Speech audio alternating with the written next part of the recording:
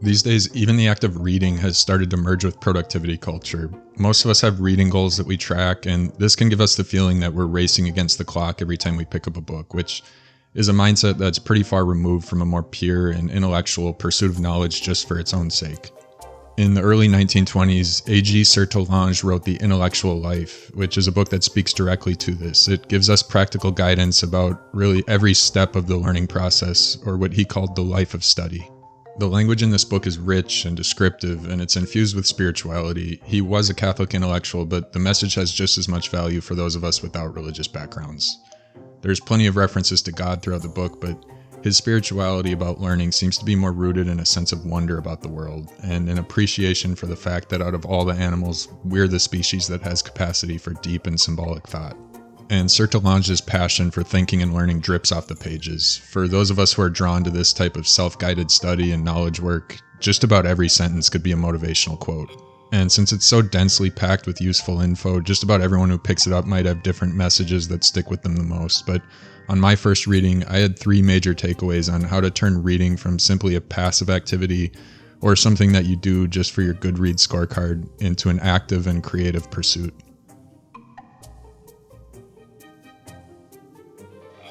For Sertillanges, the first rule for those of us who take intellectual work seriously is to be selective. Don't read too much. He stressed that we should be careful to pick primary sources where ideas are expressed firsthand.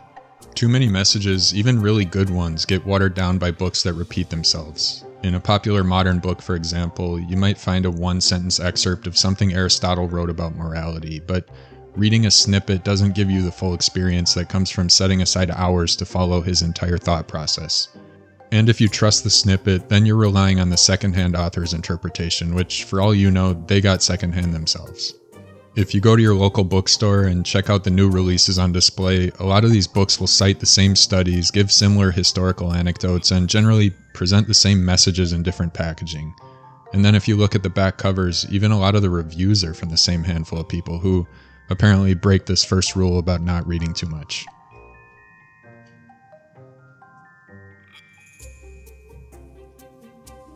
Sertillanges talked about the life of study as one that pays richly, but it also requires a lot of effort.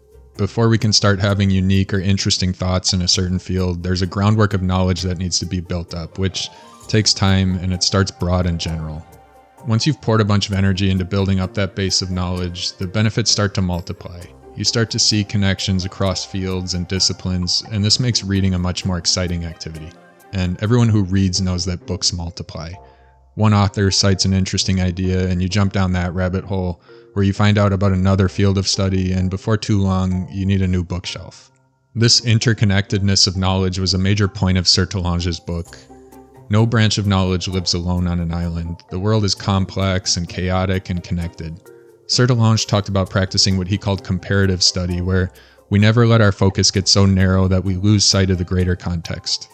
We all have a handful of questions or ideas that we're most curious about, and Sertillanges said we should carry these around with us no matter what we're reading.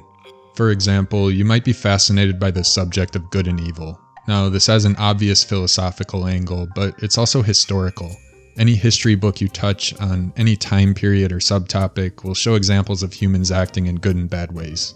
And explanations for human action are also found in biology, neurology, psychology, every other ology. So keeping your big questions on the back burner at all times will help you stay alert to any tidbits, any anecdotes or ideas that might help you understand the answer slightly better. As Sertillanges wrote, "What is knowledge but the slow and gradual cure of our blindness?" With an intellectually curious mindset, the more you learn, the more interested you become in the little gaps in your knowledge. And one of the best ways to shine a light and find these gaps is through writing.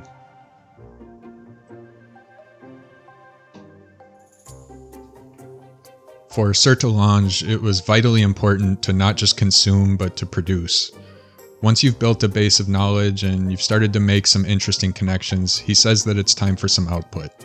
And the first reason for writing is selfish. By taking the time to put together your thoughts, you gain clarity in your own thinking, and it naturally exposes areas that you need to pay more attention to. And you also read differently when you have your own creative projects in mind. You're more alert and on the hunt for knowledge that can be useful in your own work. Sertillanges compared the passive reader to a sleepy shepherd who stands idly while the ideas from the book flow past him. With the right mindset, he says that we should be more like a chef who's already picked out the menu, and now we're going to the grocery store to grab the ingredients.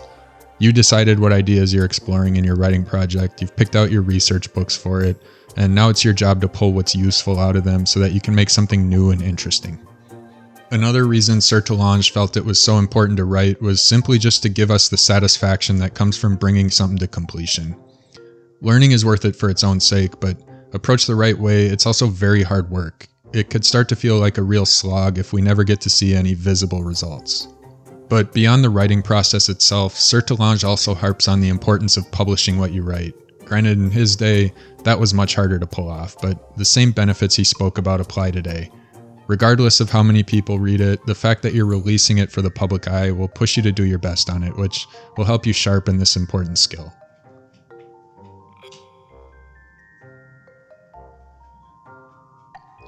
To Sertillanges, the act of study was extremely meaningful and it was worth devoting the better part of his life to, but his form of study wasn't rote memorization, it was active and creative. It was also intensely passionate and fueled by awe. When his energy resources were spent for the day, Sertillanges knew it was better to go outside and take in some nature than it was to consume more pages with a dull mind. If you're burned out, get outside and touch grass. Refresh, so that tomorrow you'll be ready again to plunge into the spring of knowledge.